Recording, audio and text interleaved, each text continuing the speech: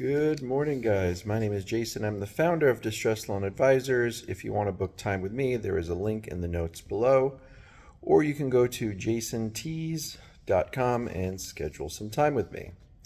All right, a little news today. The SBA put out a press release talking about Kelly Loeffler, the new head of the SBA's day one priorities, and I will forewarn you that this is really light on details, and it reads more like a campaign ad, sort of just to implement a lot of rhetoric that I don't think at this point says anything about how they're going to run this, how they're going to run the SBA. So, like I said, it's super light on details, and it's really just, to me, it's more like rally chants and mottos than anything that's going to impact you guys as far as 7A loans or EIDL loan servicing, and just the idea of, is there going to be help for EIDL? And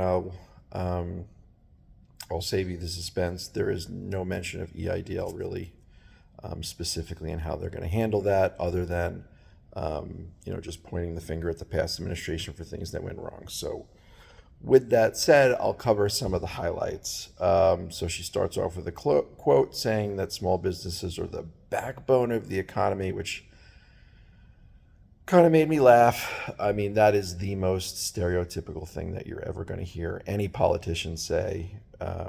When they don't actually have to do anything, they're just going to say, oh, you're all the backbone, we really care. So great. But they said they're going to fix all these programs that are mired in waste, fraud, and abuse, which, guess what? There's already people who specifically do that using those exact words. It's called the Inspector General, and their job is to monitor waste, fraud, and abuse in the federal government. So this is not a new idea.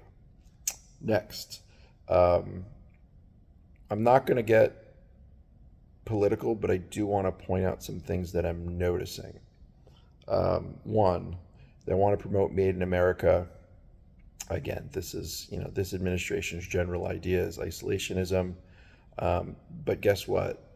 As a lender, I used to read these documents regularly, like SBA loan documents, and one of the requirements, if you were a borrower, were basically, where possible, to use vendors that are based in America. So that, again, that's not a new idea. This is more pom-pom waving and virtue signaling, in my opinion.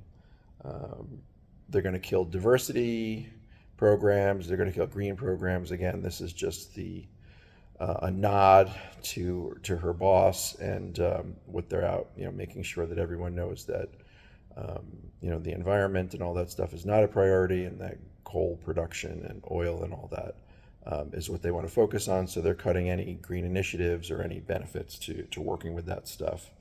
They are going to send people back to the office. I think most people who have spoken with the SBA will tell you that they hear kids and dogs barking and stuff like that. But other than that, it's going to be the same people. So I don't think that really changes anything as far as your loans go. They've committed to crack down on fraud.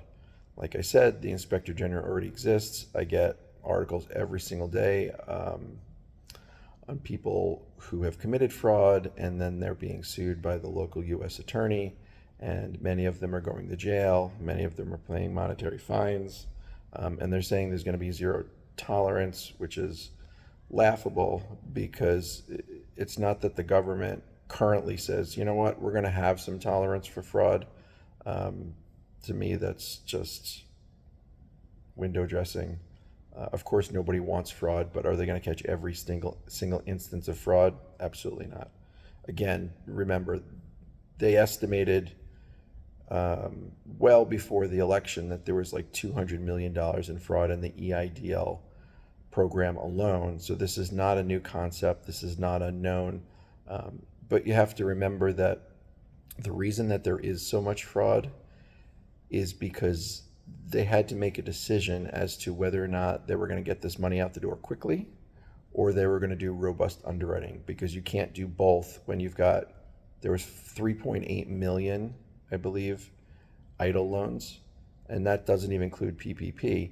So if they would have gone through traditional underwriting channels, they would still be doing approvals and declines today for EIDL. So it's not that they previously felt like, oh, let's not have underwriting standards, they don't matter. They just had to make a strategic decision. Or we're going to have a bunch of fraud, which we know is going to happen. But allow a lot of businesses who legitimately need the money to stay afloat, or we're going to let them all fail because we don't have time to underwrite them all. So the concept of cracking down a fraud is not new.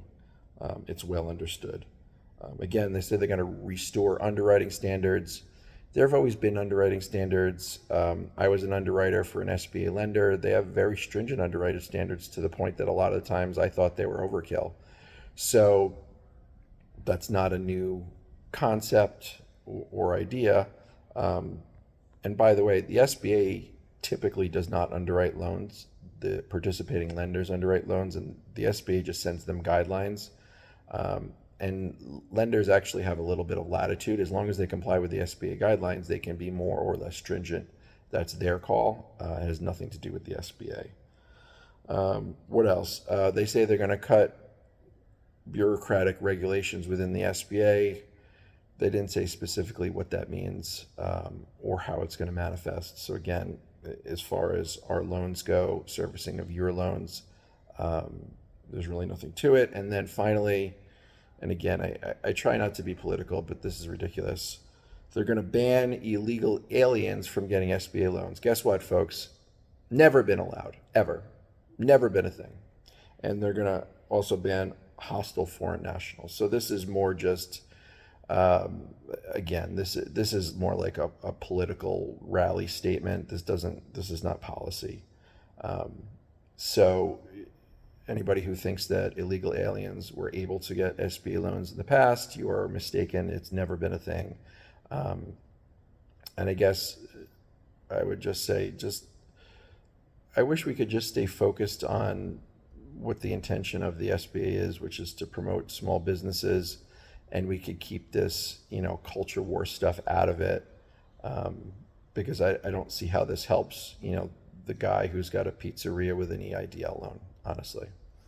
So that's it. It's the Kelly Loeffler statement is a big nothing burger. There were really no details, and there's nothing as an EIDL or 7A borrower that you should look to say that there's going to be any significant changes from this point forward.